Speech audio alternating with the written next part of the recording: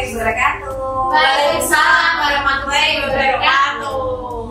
Kita dari artisnya Kocok Semarang. Saya Mela, Saya Anin, dan saya Hakila. Saya tutup dulu ya. Untuk episode kali ini kita kedatangan tamu artis internasional. Dia adalah Tara. Ini ya. Ya, nanti kalau dikasih suara sama tepuk tangan yang kasih.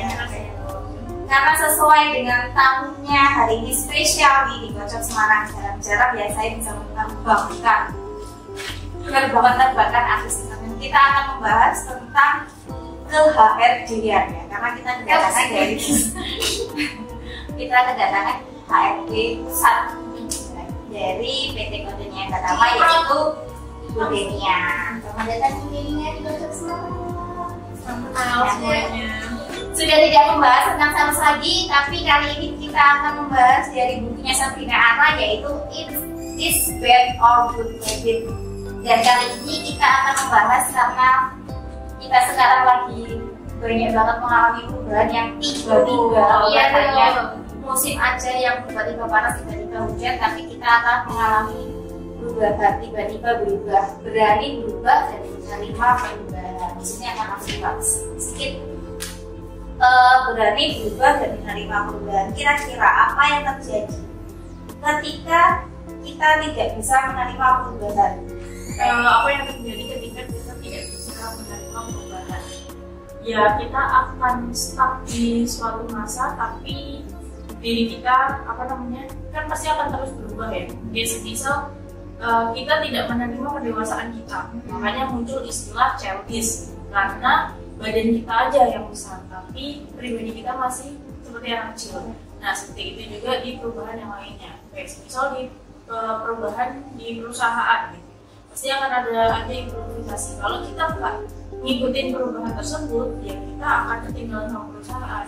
Dan untuk apa perusahaan menanggung orang yang tidak bisa mengikuti seperti itu.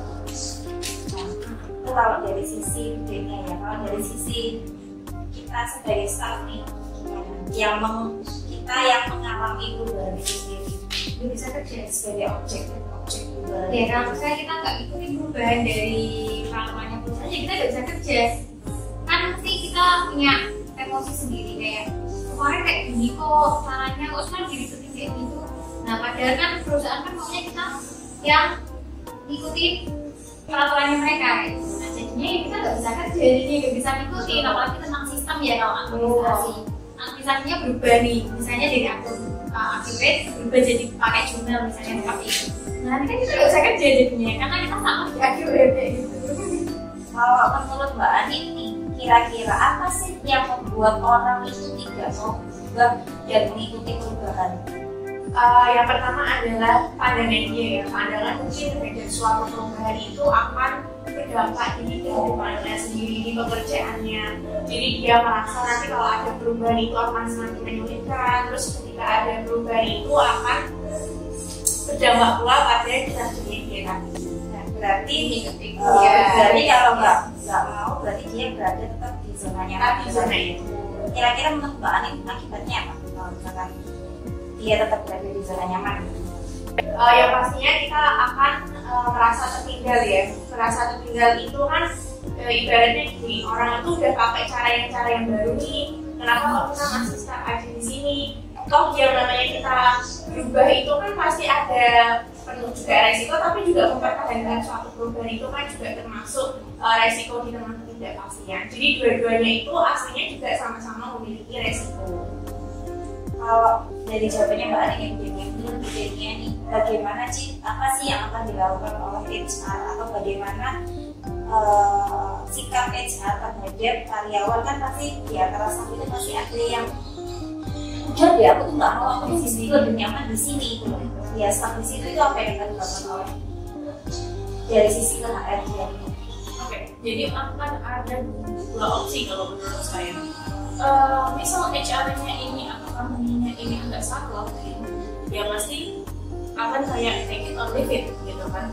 Kita ada perubahan, kamu bisa ikut ya ayo kita jalan ke depan, tapi kalau kamu nggak bisa ikut ya sudah kamu di sini aja gitu. Tapi ya kalau kamu di sini aja kita di depan ya nggak bisa, jadi kamu harus pergi. Atau ya kita ngobrol, biasanya itu ada beberapa yang mungkin dari hati. Misal apa yang membuat kamu tidak mau dengan perubahan ini, misal oh iya soalnya kalau dari perubahan ini mungkin akan jam kerja saya nambah, atau mungkin tanggung jawab saya akan nambah. Tapi di sisi lain pasti kan perusahaan sudah merancang menabung untuk hal tersebut. Nah, mungkin kita tiba-tiba omset kamu yang dari apa 100 juta, iya 1 juta dan 1 M gitu, kita lipat gandakan 10 kali, itu kan nggak mungkin nambah kita menambah. Oh kenapa kok bisa kita masih bikin 10 M? Karena kita sekarang sudah ada jalur mungkin di beberapa lini bisnis gitu, jadi kayak sangat mungkin untuk masuk. Nah seperti itu. Tapi nanti tetap kita balikan lagi ke staffnya ini, karena balik lagi ibaratnya kita pacaran, kalau kamu bisa apa namanya, kita saling toleransi, kita saling menerima, ya kita mungkin akan lanjut ke jenjang lebih serius ya. Tapi kalau kamu nggak bisa jalan dengan prinsipku, dengan perubahanku, dengan ternyata kamu tahu backgroundku begini-begini, kan kita kan masuk perusahaan, ih perusahaan ini bagus nih, kayaknya gini-gini, tapi ternyata pas kita masuk, oh ternyata nggak begini. Nah di pasangan kita, kalau kita ternyata menemukan minusnya, kalau kita nggak mau kan berarti kita akan terus seperti itu. Kalau misalnya kita mencintai sesuatu, kita siap berisiko ya. Kalau ada juga kayak gitu sih, kita harus siap berisiko apapun itu. Kalau dengan orang yang kita cintai, kita berisikonya misalnya nih kayak pasti kita kan gimana caranya supaya itu ya kayak gini, ada langkahnya seperti ini kayak gitu. Mau sadar nggak nyerah juga gitu. Lalu gimana sih cara bijak, kita kan nggak tahu ya perubahan itu akan terjadi kapan. Cara bijak untuk menghadapi perubahan itu bagaimana sih? Cara bijak untuk menghadapi perubahan. Ya itu tadi pertama, kita harus cintai resikonya. Pertama resikonya apa? Kalau kamu mau gerak ya udah berisiko. Kalau nggak mau ya udah gitu aja. Karena kan perubahan itu kita juga ada perubahan stres juga pasti ya. Dan itu kita pasti butuh perubahan stres. Jadi ada manajemen stresnya sendiri juga ya. Misalnya jadi admin itu manajemen stresnya apa? Misalnya jadi sales manajemen stresnya apa? Itu kita juga perlu perubahan kayak gitu. Jadi dari dalam diri sendiri juga harus ada kemauan sih. Berarti salah satu faktor utama orang tidak mau mengikuti perubahan adalah dia tidak berani mengambil resiko dan nggak mau. Ya. Padahal kalau budenya ya, padahal menurut saya orang yang tidak mau mengikuti perubahan sama orang yang mengikuti perubahan, kita kan sama-sama mengambil resiko nih, ya kan? Berarti orang yang tidak mau mengikuti perubahan ini tidak mau mengambil resiko untuk perubahan itu tadi. Tapi kan dia nggak tahu resikonya apa kalau dia mengikuti perubahan. Atau dia sudah tahu sebenarnya. Nah, kebanyakan dari kita itu masih, apalagi di zaman sekarang ya, kita itu lebih mengikuti intuisi, lebih mengikuti asumsi. Nah, pikiran overthinkingnya sendiri gitu. Nanti kayaknya kalau di sana, iya nanti gimana ya, aku bisa nggak ya ini ya. Dan kalau itu kita tidak validasi dengan orang lain, kita harus bisa lihat dari dua sisi ya. Misal kayak Mela, kan saya minta tolong dong untuk ini. Mungkin kalau kamu cuma lihat dari sisi satu sudut pandang aja, misalnya Ibu Mela ini nambahin kerjaan saya gitu. Tapi kamu nggak mungkin sikap kamu saya ditambahin kerjaannya, ternyata saya mau pusingin gitu. Jadi memang yuk kita belajar untuk melihat segala sesuatu itu dari dua sisi. Nggak mungkin di dunia ini itu cuma ada minusnya aja gitu. Kayak ya soal itu sih, kayak api aja, saya pernah baca terus apa namanya, lupa bukunya siapa, api aja yang katanya setan aja diciptain dari api, tapi ternyata kita bisa hidup sampai dengan sekarang karena kita ada bantuan api itu tadi, makan masaknya pakai api, kita kedinginan kita pakai api.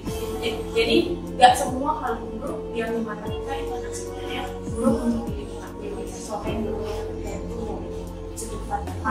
Betul, kita mulainya dari Ada yang mau yang kita bayangkan lagi nih atau masih panjang pembahasannya?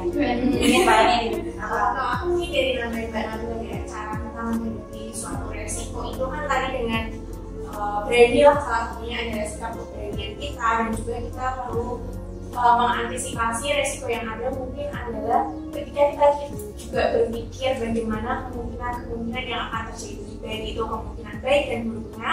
Ketika kita sudah berpikir kemungkinan buruknya itu kan kita sudah tahu cara untuk mengantisipasi dari resiko.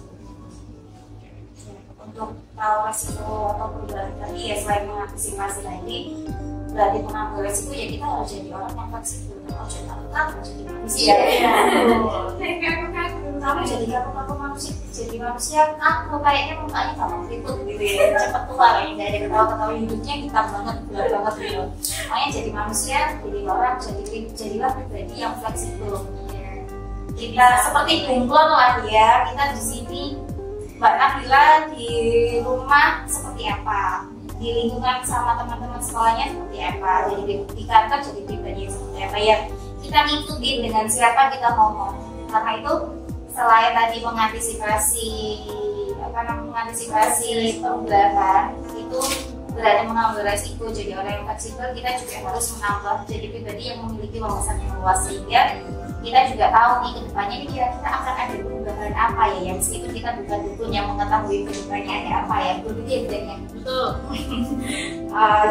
Sebenarnya ada mungkin punya indra keenam ya. Sama tapi kan kita nggak tahu baru. Contoh ya di kantor tiba-tiba. Oh itu. Kalau targetnya naik kan sudah pasti ya, sudah bisa diprediksi ya. Tapi kalau targetku naik itu tiba-tiba aku pindah ke Simpang 5 di tengah-tengah lapangan yang semua orang tahu, bisa jadi namanya gitu. Iya. Kode sekali. Kode banget. Kode berbeda. Gitu ya. Wah ini sangat bermanfaat sekali ya, karena sumber tadi info dari Bu Denia adalah bagaimana caranya sih menghadapi seseorang yang tidak mau berubah. Ya, fokusnya di mana? Ya, yang pertama menurut saya kita benar setuju dengan Bu Mela, kita harus fleksibel karena kita juga pasti jadi fleksibel untuk segala macam hal, walaupun kita bukan boneka Leto yang ditiup angin itu, tapi kita tetap sama di sini. Terus yang kedua, kita harus berani mengambil resiko kayak yang dijelasin sama Mbak Nabila sama Mbak Anit. Kalau kita nggak mau ambil resiko ya gimana? Itu beresiko semuanya, sangat beresiko. Terus yang ketiga, ya mungkin kita harus mulai belajar untuk melihat sesuatu itu nggak hanya dari satu sudut pandang aja. Lebih tepatnya memandang sesuatu dari segi positif aja, jangan segi negatif. Takutnya nanti kalau dari segi negatif yang kejadian ya yang itu.